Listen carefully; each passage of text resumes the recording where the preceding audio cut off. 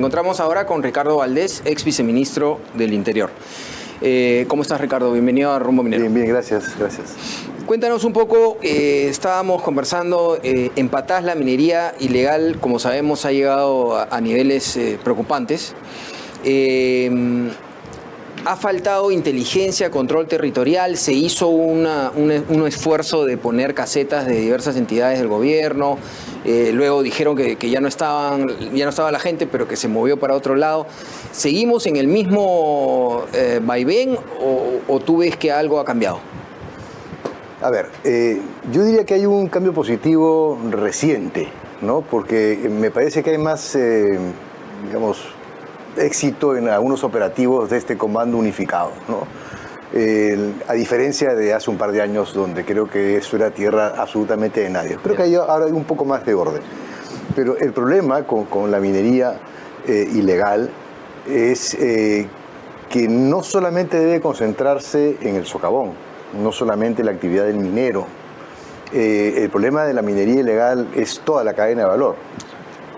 Entonces, más allá del comando unificado, de los éxitos que han tenido, hay que saludarlos obviamente, además creo que están trasladando ese mismo esquema a Cajamarca a raíz de la declaratoria de emergencia, hay que insistir en que toda la cadena de valor es el problema y que mientras no se resuelva eso, es decir, que tú puedas tener injerencia en la logística, en la trazabilidad, en el movimiento financiero, en todo el esquema de inversión, incluida supervisión de plantas. Las plantas de beneficio, claro, ¿no? Que son cruciales, es decir, no se sabe cuántas hay en todo el país, ¿no? Y es ahí donde va el... Claro, entonces tienes una estructura que va desde el financiamiento inicial hasta el viaje del oro al extranjero. Parte del oro se queda acá, pero en realidad al ser una economía ilegal hay una capacidad exportadora tremendamente grande, que eso ha sido documentado ya por el Instituto Peruano de Economía, ¿no? Y contrabando por Bolivia, o sea, sale de cualquier manera, ¿no? Lo que está relativamente medido es las 104 toneladas de oro, digamos, que tenemos como excedente de aquello que está reportado en el Ministerio de Energía y Minas. O sea, hay 208 toneladas exportadas y 104 producidas y registradas en el Ministerio de Economía. Eso es lo que está, digamos, en documentos. Lo que permite al Instituto Peruano de Economía le permite afirmar que estamos movilizando 12.500 millones de dólares al año. Pero en efecto no se está contabilizando el contrabando. Ahora, dándole valor, Ricardo, a los operativos del Comando Unificado, sin duda alguna, que se replica también otras cosas que han pasado anteriormente en la historia del Perú, es el llamado efecto globo, ¿no? Porque si se concentran en Patás o se van a Madre de Dios, el operativo Mercurio fue relativamente exitoso, pero ya están en las cuencas de Huánuco, se han ido a Iquitos, se desplazan a Madre de Dios, a Cajamarca. Entonces, ¿cómo crees tú, que has sido hombre de Estado, también has trabajado para el Estado peruano, vamos a trazar una línea de acción para poder combatir todo esto? El problema es tremendamente complejo porque tenemos una fuerte presión internacional que viene de la geopolítica mundial que está impulsando el oro a precios inimaginables. Y eso es tremendamente atractivo, Claro, ¿no? Tremendamente atractivo para las empresas formales y para las no formales. Entonces, ahí hay un tema. Lo otro es que hay compradores de nuestro oro. Entonces hay también un trabajo que hacer desde el Ministerio de Comercio Exterior y también desde la Cancillería para poder identificar estos puntos externos. Eso lo hace muy complejo porque recordaremos que se combatió el narcotráfico y todavía estamos viviendo los problemas del narcotráfico. Así es. Pero la política y la estrategia implicaba además un desarrollo sostenible, es decir, la posibilidad de entregarle al que obtenía mucho dinero por la cocaína a una actividad en paralelo que le permitiera vivir en la formalidad. No estamos haciendo lo mismo con la minería. Y claro, es un poco complicado porque la minería mueve demasiada plata, más que el narcotráfico. Entonces, mientras no exista una presencia del Estado, no solamente a nivel de la represión, sino a nivel de desarrollo, que debemos hacer desarrollo alternativo, porque yo viajo con frecuencia a Madre de Dios. Tengo puntos focales ahí, he tenido oficina hasta el año pasado, pero voy con cierta frecuencia. Y recorro la carretera interoceánica, y he pasado más de una vez por La Pampa y he estado en operativos en La Pampa. Y yo he estado en La Pampa cuando, post pandemia, y La Pampa seguía manteniéndose, ya había sido todo el operativo Mercurio, y había crecido muchísimo. Yo he estado antes del operativo Mercurio también. Y claro, ahí teníamos una onza del oro en más o menos $600, ¿no? Ahora estamos en 4.800, entonces para más o menos ver las diferencias. Sin embargo, cuando se hace el operativo Mercurio, ahí ocurrió el efecto globo. Los mineros enterraron sus maquinarias, y los que no la enterraron se fueron al resto de Madre de Dios a seguir haciendo minería. Entonces, lo cierto es que cuando se abandona, porque me consta, he visto las instalaciones del Estado, he trabajado en esos operativos con la policía, siendo, digamos, director de una ONG. Pero teníamos que poner todo, oye. Teníamos que poner la gasolina para el vehículo. Teníamos que poner todo para que... Y cuando había el rescate de víctimas de trata, por ejemplo, había que pagarle la alimentación a las chicas que habían sido rescatadas. Entonces, con esto doy un poco una idea de la precariedad del Estado. A contramarcha, cuando he retornado con una delegación europea a mirar lo que estaba pasando, yo me quedé alucinado. Es decir, kilómetro tras kilómetro, por 25 kilómetros, y haber contado 120 construcciones. Ladrillo, cemento, fierro, 2, 3, 4 pisos. ¿De dónde, Pecato? ¿No?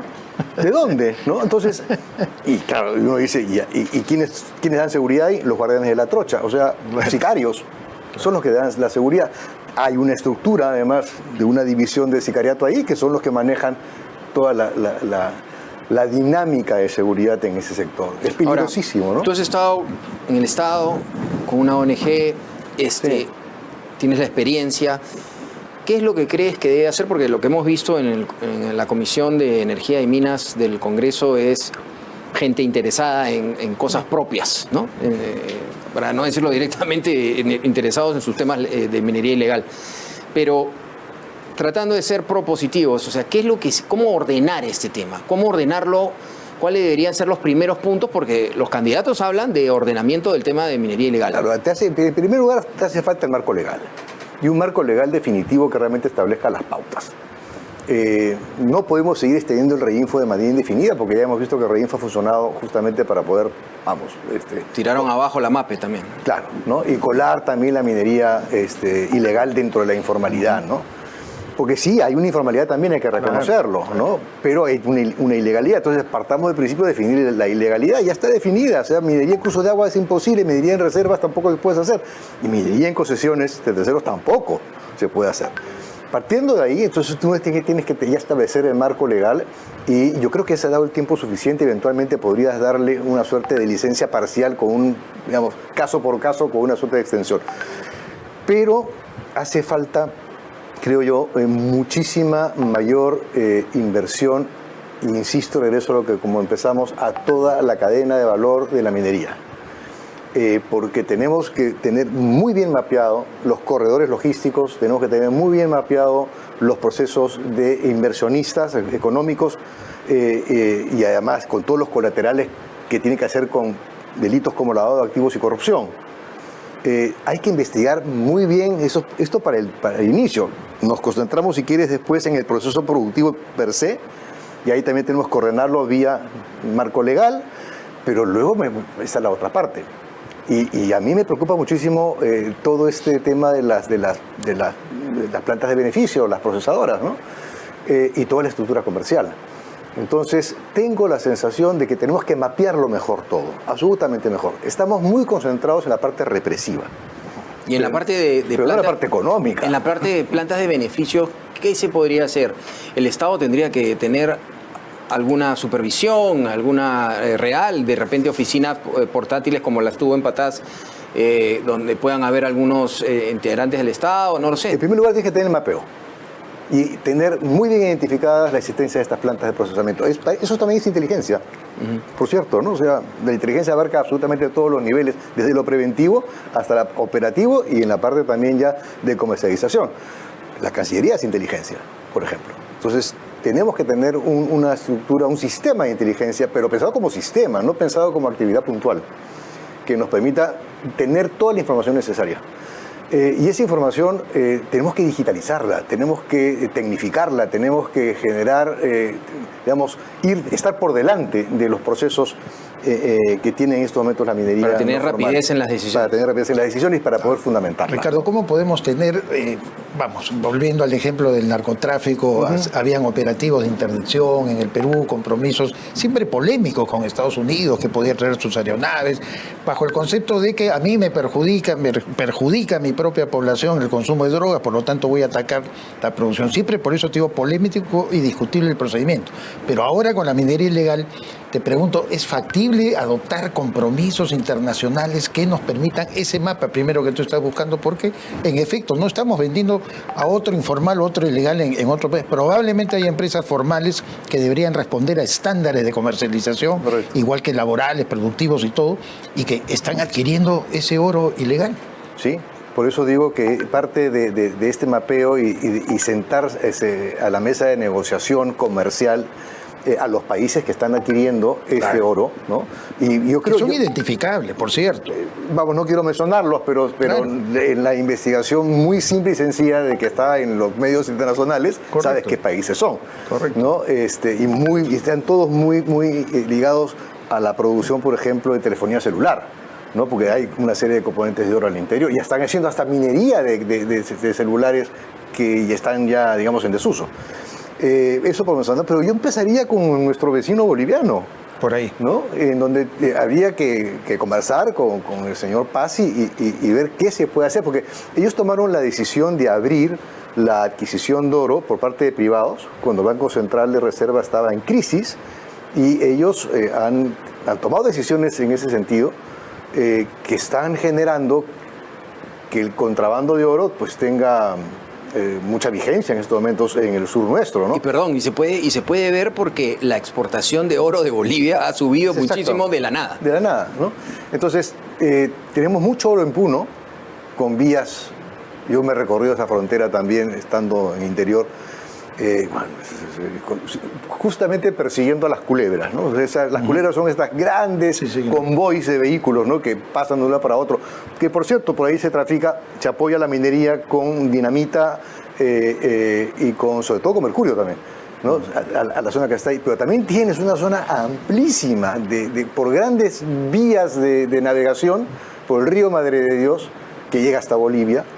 Y tienes el Volpebra como la zona estratégica donde está Bolivia, Perú y Brasil, y hay toda una economía ilegal en el lugar donde se mezcla tráfico ilícito de migrantes, trata de personas, todo tipo de contrabando, trasiego de oro, trasiego de cocaína. Entonces hay mucho que hacer, ¿no?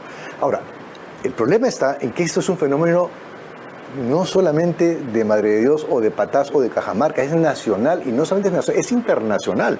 Entonces hay necesidad de establecer conversaciones con los países vecinos. Convenios. Con Ecuador, con Colombia. En estos momentos en el río Putumayo, 1.500 kilómetros de frontera con Colombia, las decisiones geopolíticas son interesantísimas, ¿no? Cuando se hizo el Tratado de Paz y la pacificación en Colombia, los remanentes de las FARC que se rebelaron ante el Tratado de Paz se dedicaron al negocio en la frontera nuestra. Y en estos momentos tenemos, digamos, una facilidad, un control por parte. Ha habido un intercambio de fuego hace pocos días.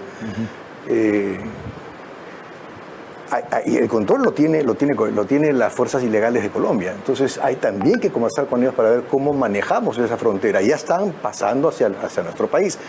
Y más aún ahora que tenemos una marina de guerra que quizás va a tener que ser repotenciada para navegar con mayor frecuencia los ríos de nuestra Amazonía, que además hay un tránsito hacia Ecuador y hacia Colombia que tenemos obviamente que también vigilar, ¿no? Excelente. Bueno, te agradecemos por estar con nosotros. Creo que nos ha quedado bastante claro una persona que recorre mucho el Perú. Y esperamos tenerte en otra oportunidad. Con todo gusto. Para poder conversar un poco, porque este tema lo venimos nosotros ahora como canal, pero... Sí, y sobre todo por las sinergias que hay con otras economías ilícitas, ¿no? Porque también es interesante mirarlo por ahí. O sea, y eso hay un financiamiento de nuestro actual problema de inseguridad ciudadana. Ya eso en otro momento lo conversamos. Sí, yo estoy de acuerdo que por ahí viene la plata, o el oro.